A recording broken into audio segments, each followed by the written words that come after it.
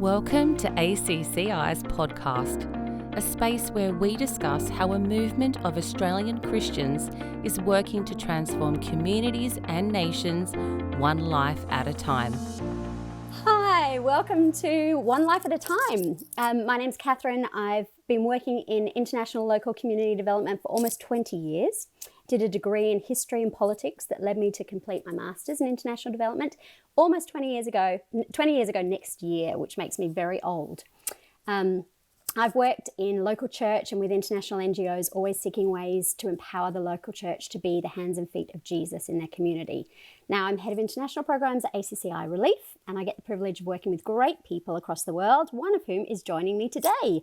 Belinda, welcome. So happy that we get to chat today.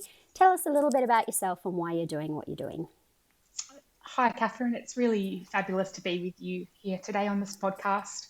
My name is Belinda Groves, as you mentioned. I am the founder of Sepheo, which is a local organisation that is based in Lesotho in Southern Africa.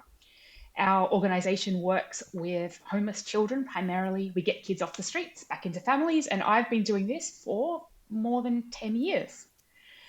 I guess prior to that, I had a very different life, a very different career.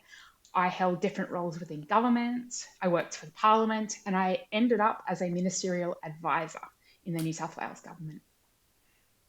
So you've got a really diverse set of qualifications that have led you here. Tell us a little bit about that. Yes, absolutely. So I actually originally trained as a psychologist. I have a degree in psychology, but I ended up using that to get into government fairly early. So I took different roles in public policy and things like that. Then I also have a master's in international law and international relations with a specialization on Africa as a region. And that's actually what took me to Lesotho. And then most recently, I've just finished another master's in inequalities, which is the area that one isn't enough. Because there's so much to learn and understand. And I am a lover of all things learning. And that's the area, that I currently specialise. When the rest of us were practicing how to make sourdough in COVID, you were doing your master's. Is that right? I was. Just to make us all feel completely inadequate.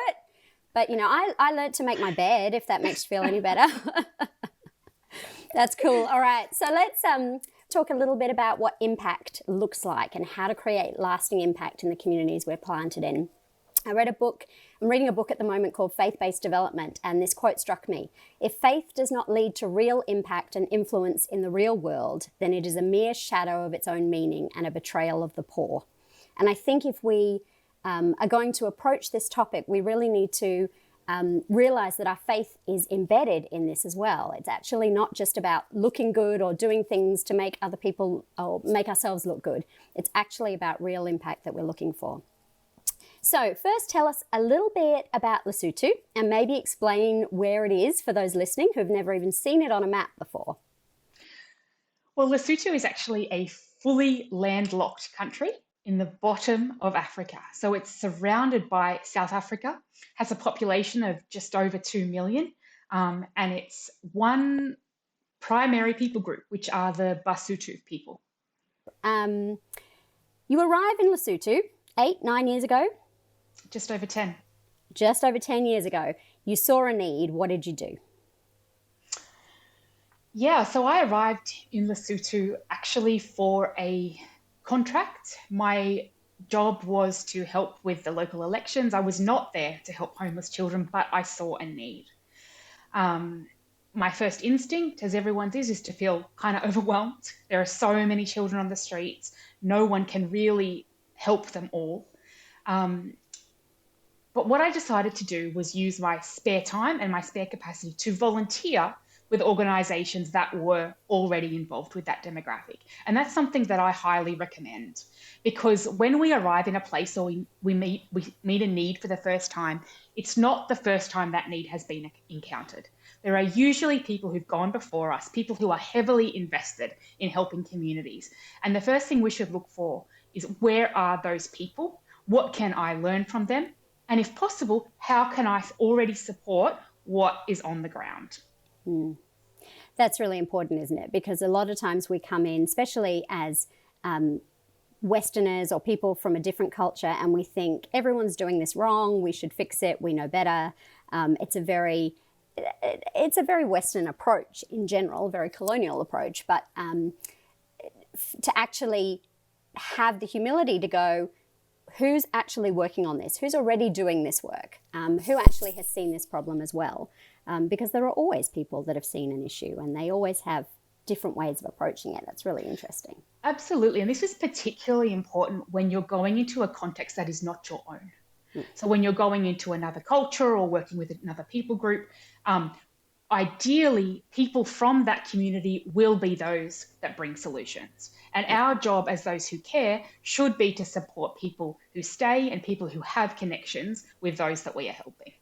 Tell me a little bit about what the impact has been over the 10 years you've been working in Lesotho. We have seen a dramatic impact on the streets of Maseru, our capital city. So over the last 10 years, we have reduced the number of children living on the streets down to next to zero. Maseru no longer has a problem of street children. We have children back in homes, back in families who have remained there. It has been miraculous to watch. We talk about not reinventing the wheel, so not doing things that everybody else is already doing, so going in and just backing people that are already doing good work. But sometimes the things that they're doing are not addressing the root causes. So that's the second thing we talk about, right? We talk about understanding what is the root of what's going on here. Yeah, so in the end, we did actually end up devising our own intervention and creating our own response to the issue of homelessness. Because we found that the interventions that were available tended to just focus on symptoms. There was a lot of feeding programs, clothing drives, sporting activities. These are sort of things that entertained children, but they didn't help children to leave the streets. They didn't help children to return to communities, to return to school, and often they didn't keep children alive. So we tended to find that whichever children did not leave the streets would ultimately end up dying there, or they would end up in prison. Yeah. It reminds me of a quote I read in When Helping Hurts, which says, by focusing on the symptoms rather than the underlying disease, we're often hurting the very people we're trying to help. So we can have this idea that we're solving problems for people, we're addressing those symptoms that we see, that actually can cause more harm in the end. Absolutely. One way I like to think about this is that the surface things that we do see, they're often responses to an underlying problem, and they're not the problem itself, right? So if we look at something like running to the streets, that is the way a child has reacted to a problem that's gone on at home. So obviously the best thing we can do is to fix that problem in the home. Yeah, absolutely. All right, so we're addressing root causes. The next thing is building relationship. Absolutely. Whenever we're working with people in particular, relationship is absolutely critical to transformation. Firstly, because you need relationships, deep, trusting relationships, to understand root causes. Until then, you do tend to get sort of surface and shallow engagement, but with good, trusting, long-term relationships, you can understand what is creating the problem that we see in front of us. But the other part is that most transformation of the lives of people in poverty or people who are experiencing disadvantage occur in the context of long-term trusted relationships. People do not heal on their own. People heal in relationship with other people. As long as they're people that have got skill and ability and are not trying to do things without any qualifications. You touched on a really important point. It can be very easy when you are passionate about something, when you can see a problem that is clearly wrong, to just think that passion or that heart is enough. I need to jump in and I need to help. But yes, you're right. People who are poor are often poor because of highly complex situations that require skills to fix. So I think you've raised an important point there, which is if we see an issue or a problem that we would like to be involved in, understanding how our skills match the intervention required or being prepared to get those skills is really important. Yeah, absolutely. Because it's not like we can't actually upskill. We can do our masters during COVID. We can actually learn new skills and qualifications and and upskill ourselves to be able to respond to something that we're passionate about. Or we can work with people that have those skills already. Whether they're in the community or external to the community, there are people around the world who know how to do these things. So let's make sure that we're always developing and learning and using people's abilities and skills in an appropriate fashion. So, sorry, go.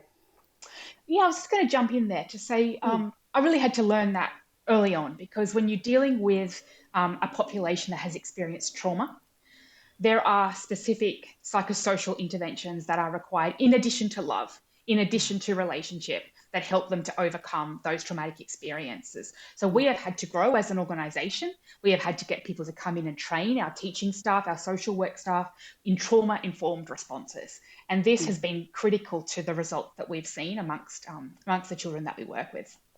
Yeah, absolutely. Back to not hurting while we're helping, because if we're responding in an inappropriate way, we can actually cause more harm than actually solve problems as well. So let's jump to culture. Culture is an interesting one, right? Because we often think that our way is the best way. That's how we grew up. That's how we experienced life, how we experience growth, and all the other things that come along with that. And we often judge other people's culture, and we judge things that were what we perceive as wrong in a culture. But how important is it to actually learn and adapt to the local culture? I would say it is vital, particularly when you are, again, going into a context that is not your own, to understand how communities operate, how community support mechanisms have developed, and what is available within local cultures to solve the problem that you are trying to address. So we actually built our response into the local culture, the culture of the Basotho people. When we began looking for ways to find families for children who lived on the street, we found some incredible strengths in Basotho culture. We found that culture already had ways of taking care of children who were abandoned or abused or neglected. So we did not need to reinvent the wheel, and we did not need to set up separate structures like orphanages to accommodate these children. We were able to go in and work with family meetings, which is the mechanism that was already used, to identify which extended family member was able and willing to care for children. And we have been able to reintegrate almost every child from the street directly back into their extended family. Yeah, that's fantastic. And I think a key that you've talked about there is actually looking at the strengths in the culture and working with those. We call it a strength-based approach in the development sector, as you know, but that's really, the definition for that is really just a way of working that focuses on the abilities, knowledge and capacities of a community or people rather than the deficits, the things that are missing. And it recognizes that people are resilient and capable of growth and learning and change. And I think if we're approaching it like that, that's going to change the way that we intervene. It's going to change the way that we build relationship. It's going to change the way that we adapt and we learn within the local culture as well. Absolutely. It's important to remember that while people and beneficiaries do need our help, they are never helpless. There is often structural obstacles, problems in their society, resources they can't access, and our job is to help to remove those obstacles. And when we do so, we actually find that people are generally able to help themselves. So if we begin to look for what is inside people, what can they do? We begin to see that actually people do not need help long-term in most situations. Often it's a little bit of help or it's a couple of years of support, and then families are able to, or children are able to continue on successfully on their own. Sometimes you will have particular situations where there has been intergenerational trauma, poverty and dysfunction. And one of the keys that we have found to helping those families transform is actually to break down success into achievable bites, right? A child may not succeed by simply buying them a uniform and putting them back into a mainstream school, but they can succeed if you introduce them to 10-minute periods, for example, right? If we give them something manageable that begins to fuel that self-belief that they can change their circumstances and turn their life around. Yeah, that's lovely. And I know one of the things that you guys do in Sepheo as well is that idea of the uniform, getting their uniform when they've been sleeping at home consistently and things like that. So you've got really like particular goals and achievements that seem very simple, but actually are really fundamental. Yes, absolutely. I mean, we found that kids who've been on the street for any length of time begin to accept or adopt an identity of being a failure, of being an outcast, of being a reject, of being permanently in need of help. And this is one of the main obstacles we see in the early days to getting children off the streets. So yes, we use as our main intervention a therapeutic primary school, and we have designed that school with these milestones in mind so that children begin to taste success again, and they begin to see that I am capable and there are things inside of me that I can do. That's excellent. And I think one of the other points that you talk about, which leads into that, is the intervention framing, actually being very careful about how you talk about the intervention that you're doing. Absolutely, they're linked with this idea of strengths base as well. Often we can label or name our interventions after a particular deficit. So we might have some sort of home for abused women, or we might have some street kids feeding program, and we're unaware at how that framing and description actually shapes the way our beneficiaries see themselves. So we noticed in the early days with children on the streets that if a child had run to the street because there was a problem in the home and we fixed that problem, the child could remain off. But if we had a child who had come to believe, I am a street child, this is where I fit in society, the street is where I belong, then almost no matter what material interventions we provided, we would find that child back on the street. The belief had become so ingrained that it became its own obstacle to progressing in life. So what do you don't have any programs on street children called street children programs, right? We have none whatsoever. What we encourage is to look for normal mediums for intervention. We know that children needed rehabilitation. We know they needed tailored education, but we didn't have to label it as such. We chose a regular, ordinary primary school. Children get up, they go to school like regular children.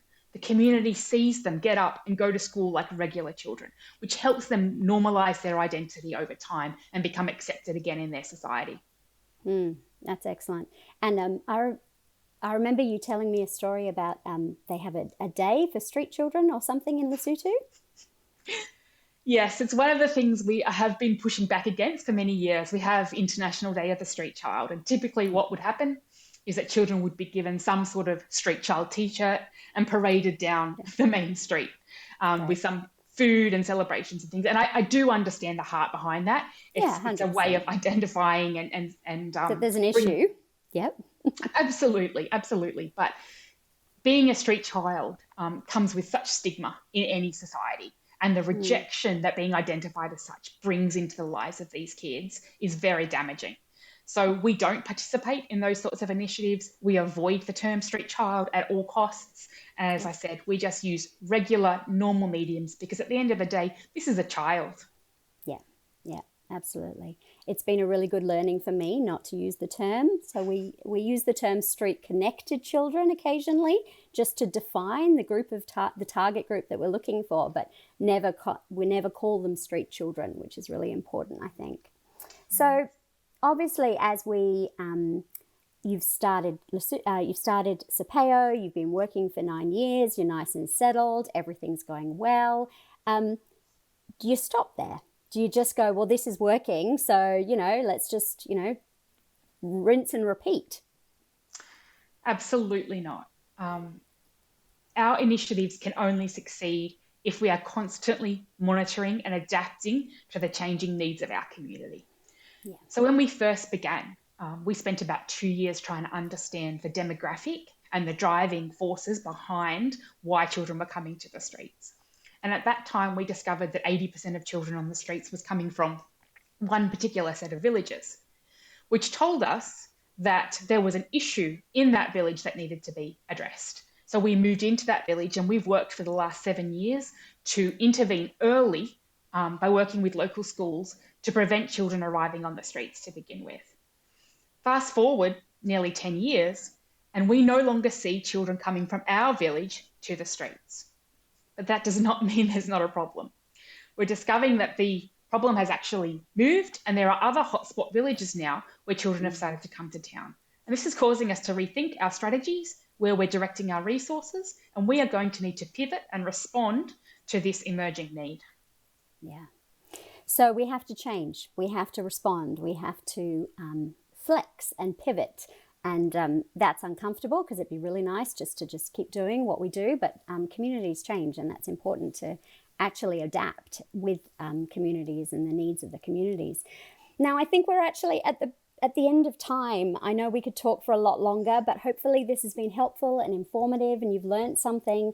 In the meantime, if you want to support the work that Belinda and her amazing team are doing in Lesotho, you can do that by jumping on the ACCI website, searching for Sepheo, Sepheo, and making a donation. Every little bit helps. I know they've got a big vision. They've got this new community, these new hotspots that they want to be able to respond to, but they need us to get on board and provide some resource to allow them to take those next steps.